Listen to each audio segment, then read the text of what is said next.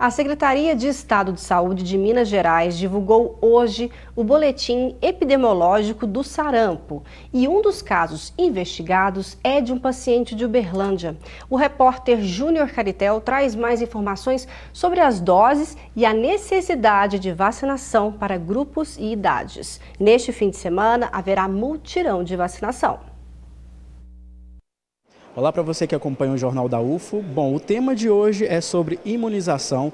Está disponível nas unidades de saúde daqui de Uberlândia a vacina contra sarampo. E para falar mais sobre esse assunto, eu vou conversar com a Gláubia Oliveira, que é coordenadora do Programa de Imunização de Uberlândia, para explicar para a gente. Bom, Gláubia, as crianças de 6 meses a 11 meses precisam tomar a primeira dose, que é a dose 0. O que seria essa dose? Então, devido ao surto de sarampo, o Ministério da Saúde resolveu ampliar a vacinação também para essas crianças de 6 a 11 meses. Então, a partir do dia 24, iniciamos a vacinação. Então, a gente realmente convoca todos os pais que compareçam, que tenham crianças nessa idade, que compareçam para receber essa dose, que é uma dose de proteção imediata. Ela não vai proteger por toda a vida, tanto que com 1 ano, que é a idade normal de tomar essa vacina, precisa se vacinar de novo. E depois, com 1 ano e 3 meses, vacinar novamente. Então, essa dose é chamada dose 0, porque é uma proteção imediata. E a transmissão do sarampo é muito fácil. A transmissão ela se dá através do ato de respirar.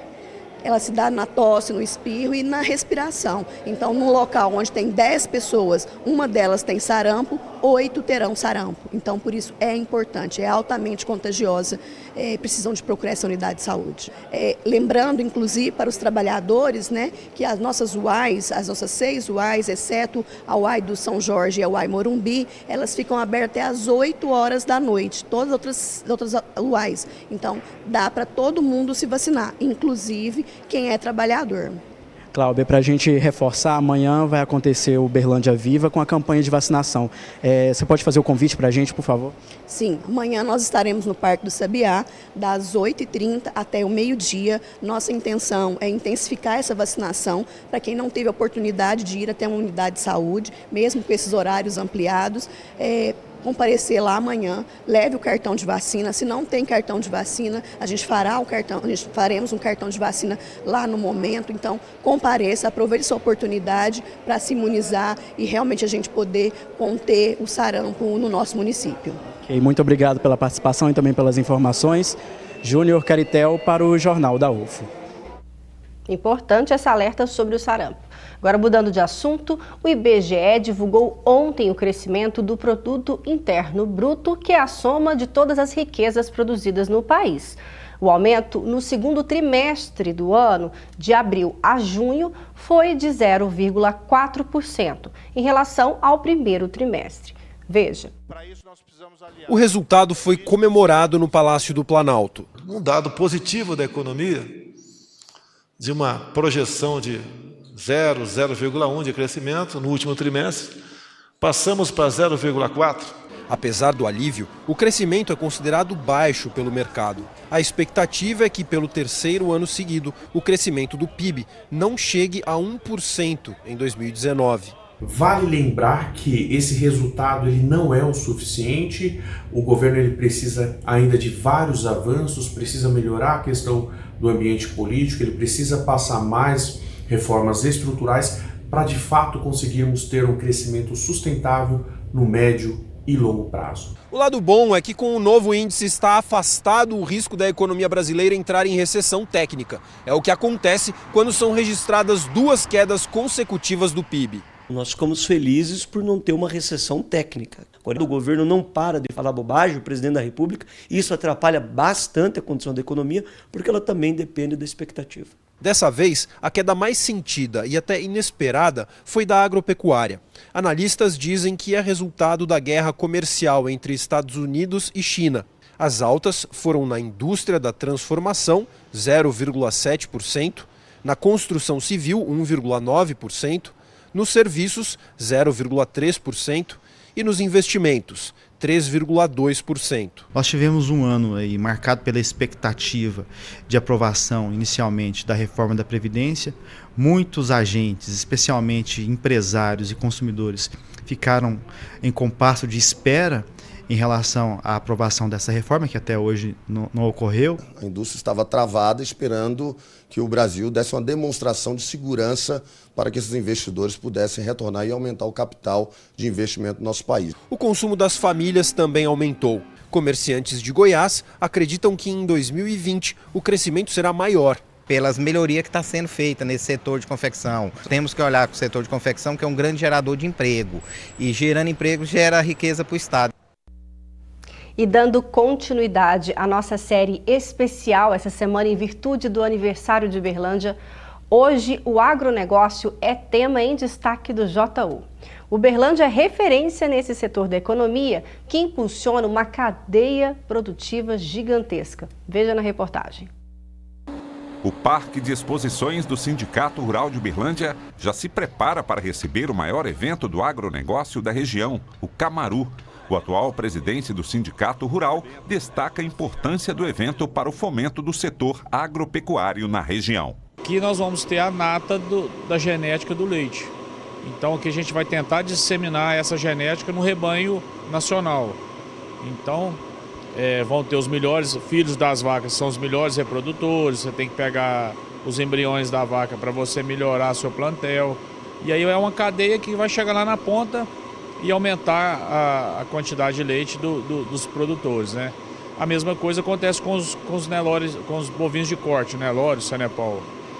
Nós temos esse ano 7 leilões de elite, é um recorde para nós aqui, né? São 3 de Nelore, da raça Nelore, são 2 de Senepol, 1 de Gir e 1 de equinos Manga Larga Manchador e quarto de milha. Temos uma especializada do Manga Larga Manchador, que também traz os melhores exemplares do nosso estado. Minas Gerais é o maior produtor de equinos do Brasil. Nós temos a Fazenda Escola, que é uma fazenda, um projeto muito importante para que atende de 5 a 10 mil crianças da rede pública de 5 a 9 anos. Nós temos parceria com a IFTM, com a UFO. Então é um agrupamento de grandes eventos que faz o Camaru uma grande feira agropecuária. Além da pecuária, na qual a cidade é referência, o agronegócio como um todo vem se destacando no cenário nacional e mundial. É uma região muito forte, é soja, é milho, é cana, é frango, suíno, pecuária de leite, pecuária de corte. Então todos esses índices na nossa região, comparando com o estado inteiro e até com outras regiões, é muito forte, essas 3 regiões, Triângulo, Alto Paranaíba e Noroeste. Segundo dados fornecidos pela Prefeitura de Uberlândia, em 2016, a agropecuária representava 2,27% do produto interno bruto da cidade. Atualmente, a realidade não é diferente. Cerca de 3% das empresas daqui são do ramo agropecuário e 3% dos empregos também foram gerados nesse ramo. Os números podem parecer pequenos, mas possuem uma representatividade forte. Em termos de produção de grãos em Uberlândia, a soja é a principal cultura, com mais de 57 mil hectares de área plantada, com uma safra estimada em quase 200 mil toneladas neste ano de 2019. O gerente regional da Empresa de Assistência Técnica e Extensão Rural, Emater, de Uberlândia, explica que o alto potencial produtivo de Uberlândia e região é razão suficiente para a atração de grandes empresas ligadas ao setor. Uberlândia é um grande centro, tanto produtor, de produtos agrícolas, mas também um grande consumidor. E aqui a gente tem uma diversificação muito grande. Então, se a gente pegar na área dos grãos, muita produção de soja, de milho, sorgo. Aí a gente vem um dos grandes produtores de leite do nosso país, não só do estado de Minas Gerais. A gente tem uma grande diversificação também na área de fruticultura e olericultura, principalmente para abastecer o mercado interno aqui de Uberlândia. Vamos citar o caso do Ceasa. E você tem outros produtos, que a gente chama dos produtos da agroindústria. Tanto de pequeno porte, como é o meu caso, nós temos produtos de queijo, vamos chamar o frango caipira, outros derivados. Mas também você tem grandes empresas voltadas para o agronegócio aqui no município de Uberlândia. Então, todas as grandes empresas do país estão aqui. E hoje, em destaque no JU, para falar sobre agronegócio, recebemos aqui no estúdio o professor do Instituto Federal do Triângulo Mineiro, do IFTM, Henrique Pinesi. Boa noite. Boa noite. E também o empresário e também produtor rural, Welter Ferreira. Boa noite, Welter. Boa noite, pessoal. Welter, eu gostaria que você falasse primeiro com a gente sobre se é possível, né, os dois, é possível afirmar, né, Uberlândia é sim uma cidade polo em agronegócio em Minas Gerais? Sim, Uberlândia é polo por vários motivos, né? Então hoje vamos falar assim de toda a cadeia do agronegócio. Então desde a produção do insumo, né? Vamos pensar na produção do insumo, do fertilizante, na produção da semente, a produção que vamos falar da porteira para dentro, né? Que é a produção mesmo do grão, da carne. Nós temos também no próximo passo que é a manufatura, que é o pessoal das indústrias, né? E depois a gente tem a logística e o consumidor, né? Nós temos o varejo e o consumidor. E Uberlândia ela se destaca pelo clima, né? Hoje nós temos grande parte que nós conseguimos fazer a segunda safra, né? A primeira e a segunda safra sem irrigação. Nós estamos com previsão de chuva, que chuvas chegam mais cedo esse ano, e isso vai facilitar uma segunda safra sem uma irrigação, mas também temos várias áreas com irrigação. A logística, né? Hoje é um gargalo pensando a nível nacional, e nós estamos muito bem instalados, né? No Triângulo e no Brasil. Então, colocando todos esses pontos, né, a gente sai bem à frente. Outro ponto positivo que podemos destacar, e aí, professor Henrique, você poderia falar sobre isso? Sim. É sobre as pesquisas, né? Nós também estamos num polo educacional, acadêmico, voltado à produção de pesquisas científicas na área do agronegócio. Sem dúvida nenhuma. Uberlândia, eu concordo com o Welter, ela é assim um destaque, né, dentro do agronegócio, e ela traz assim para dentro do agronegócio a tecnologia que é desenvolvida. E hoje você tem duas formas de obter tecnologia: ou você compra ou você produz, faz em casa. Sim. Então, para você criar a própria tecnologia e desenvolver tecnologia, não existe outra forma a não ser pesquisa, né?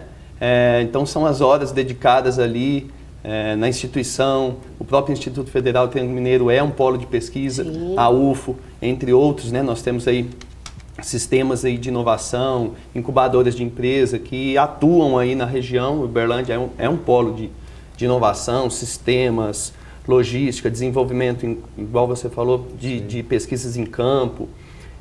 Então, assim, Uberlândia tem esse destaque. Infelizmente, pena, né, que nós estamos passando por um momento onde esse tipo de investimento ele tem desacelerado.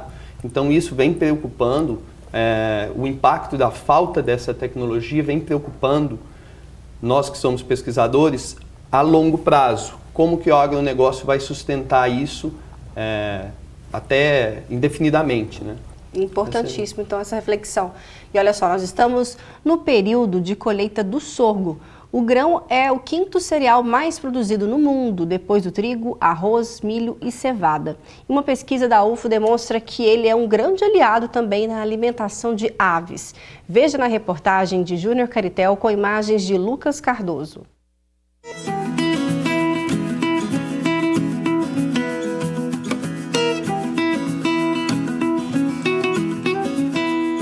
Olhando assim, não é possível identificar de imediato que planta é esta. Este é o sorgo, um grão que tem ganhado destaque nos últimos tempos na agricultura. Estamos em uma fazenda em Uberlândia, Minas Gerais, e por aqui o cultivo do sorgo já é comum.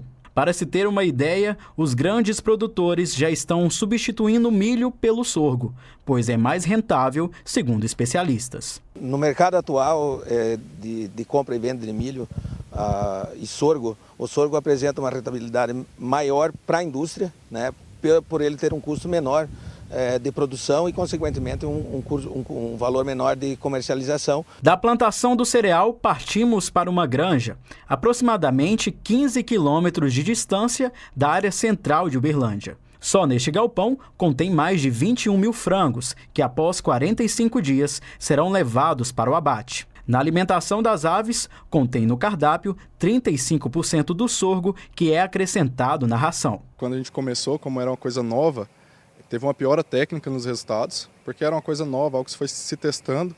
Mas hoje a gente tem resultado expressivo, foi melhorando, a gente foi se adaptando ao sorgo. Tem um resultado expressivo que se compara, se equipara ao milho, e tem resultados até melhor do que a ração com 100% milho, hoje é a ração que a gente utiliza com o sorgo aí nela. De acordo com os pesquisadores, os estudos comprovam que o uso do grão na alimentação dos frangos teve um resultado melhor em ganho de peso e conversão alimentar dos animais. O sorgo tem um valor nutricional semelhante ao milho e está presente em 70% das rações aviárias e suínas. Cada vez mais as grandes empresas estão aderindo à produção do grão. Para se ter uma ideia, de acordo com pesquisas, o grão é o 5º cereal mais produzido no mundo. E nesta lista, o Brasil está entre os 10 países que mais produz. Mas para o sorgo ganhar esse destaque, ele teve um responsável importante na região mineira e até outras regiões fora do estado. Há mais de 30 anos, este professor estuda sobre a semente.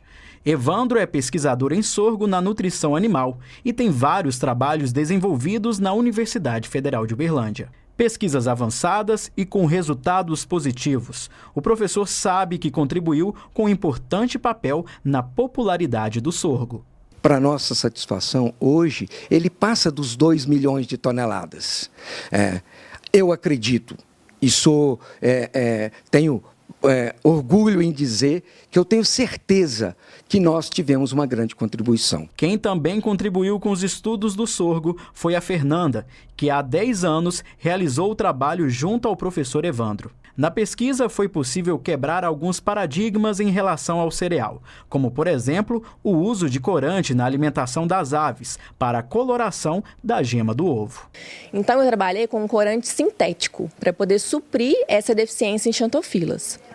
E ao final da tese eu cheguei à conclusão que ao se utilizar sorgo 100% em substituição ao milho, com a utilização desse corante, a gente conseguiu os mesmos índices de coloração ao utilizar a ração com milho. E nós humanos, também podemos incluir o sorgo no cardápio? No Brasil o consumo ainda é pequeno, mas é possível notar que o mercado está em movimento para atender essa demanda. É um nicho de mercado que vem crescendo bastante, porque a gente vem observando que pessoas com intolerância a glúten, né, a doença celíaca, ela vem crescendo em números bem grandes, né? E o sorgo, ele não contém glúten. E se a plantação de sorgo está em crescimento, os grandes produtores estão de olho nesse mercado que já mostrou ser saudável e lucrativo. É interessante para o mercado, né? Quanto maior a disponibilidade de volume, existe uma oferta e procura, então a tendência para a indústria, né, é que haja uma redução de preço. Eu vejo que é uma cultura que vai crescer bastante, eu tenho certeza disso, que o produtor está gostando da cultura, né, financeiramente tem tido bons resultados. Hoje tem produtores que estão colhendo até 9 mil quilos por hectare, né, com um custo bem menor que a lavoura de milho. Então eu vejo com bons olhos, os produtores também estão apostando nessa cultura, né? E eu acredito que tem tudo para crescer no futuro, com certeza.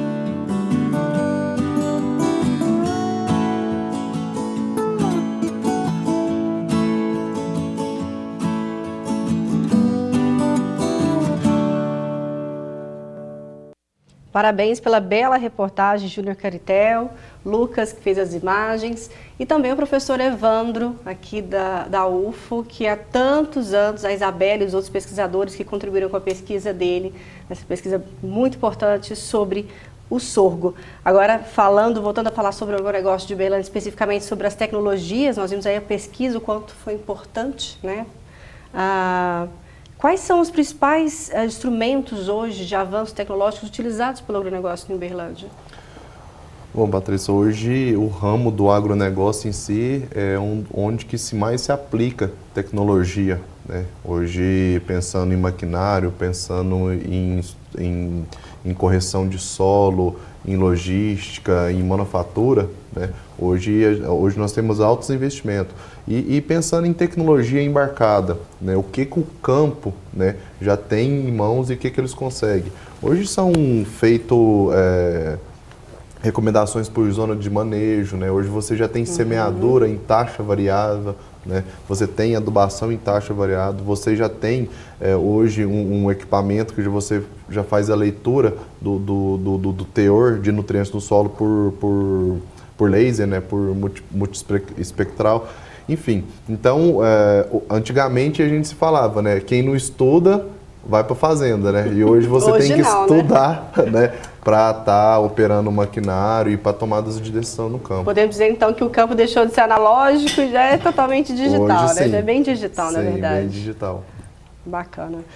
E professor Henrique, sobre questões ligadas à sustentabilidade, né? Há quem diga que o agronegócio e a sustentabilidade não conversam, mas a gente viu nos últimos dias todas as manchetes internacionais o quanto sim algumas notícias sobre problemas ambientais no Brasil influenciaram o mercado externo. E aí gostaria que você falasse sobre isso, a importância da sustentabilidade no agronegócio. Exatamente, Patrícia. Infelizmente não podemos dissociar agronegócio de sustentabilidade. Eles coexistem, estão no mesmo meio. Então nós temos que entender que a humanidade ela precisa produzir alimento, mas de uma maneira responsável. Então eu vejo que a sustentabilidade ela não vai deixar de ser nunca um papel importante. Vista disso, nós temos um exemplo recente aí agora, né, das queimadas, onde nós tivemos um problema, um contrato enorme cancelado aí na indústria de couro, apenas por alguns achismos ou meras palavras aí do governo. Então, nada deixou de ser um contrato aí muito rentável para o Brasil, que foi cancelado por uma empresa americana. Então, isso deixa a gente já um pouco atrás aí nessa economia que nós estamos precisando crescer, como nós vimos nas reportagens anteriores. E Uberlândia, sim, né, já tem um mercado que é voltado para a exportação. Sim, sem dúvida nenhuma. Uberlândia ela é um polo aí onde tem uma produção significativa em produtos commodities e grãos, enfim, que ela atende bem aí o mercado internacional com as exigências técnicas aí do mercado internacional, né? Então nós temos que ter esse selo, essa chancela ambiental para que a gente possa continuar expandindo aí o mercado para o exterior. Excelente. Bom, agora é hora de saber como fica o tempo neste fim de semana. Confira a previsão para Uberlândia e outras regiões aqui de Minas.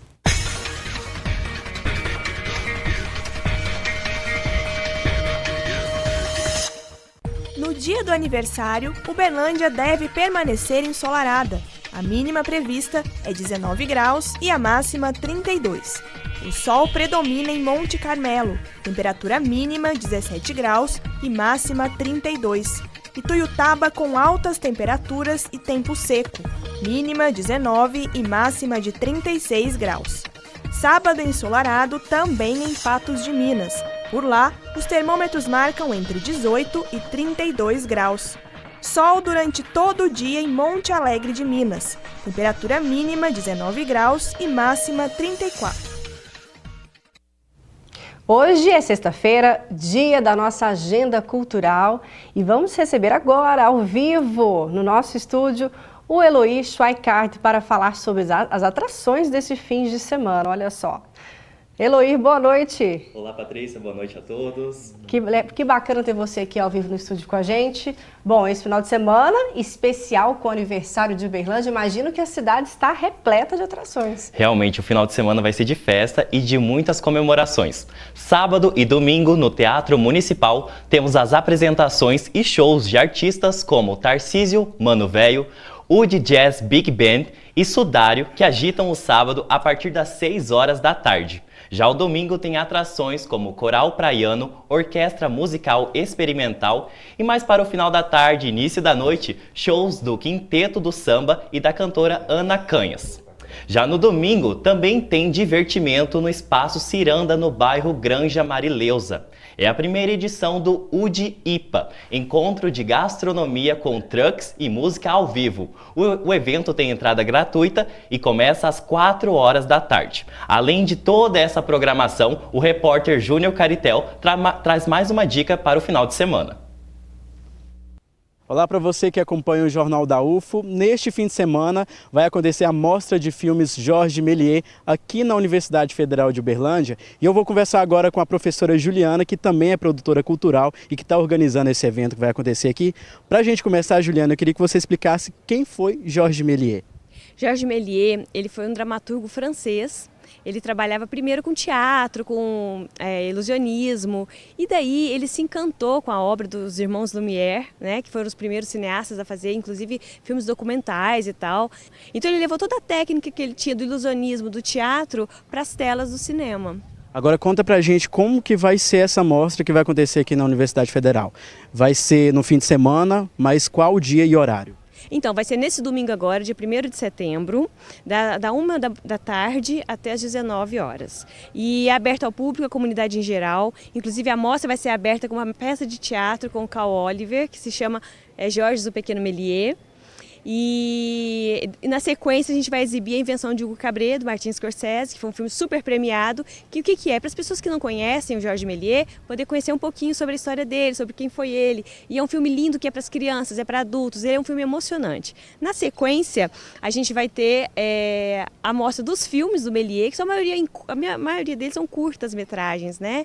E vai ter debate com alguns especialistas da área do cinema e da literatura, porque o Jorge Méliès, ele adaptou várias obras da literatura para o cinema, especialmente do Júlio Verne. Inclusive, o filme que vai fazer o encerramento da mostra é o Viagem à Lua, que é inspirado na obra da Terra à Lua do Júlio Verne. E por que a gente escolheu esse filme como sendo icônico e essa data? Porque o Jorge Méliès já fazia muitos filmes antes do filme Viagem à Lua.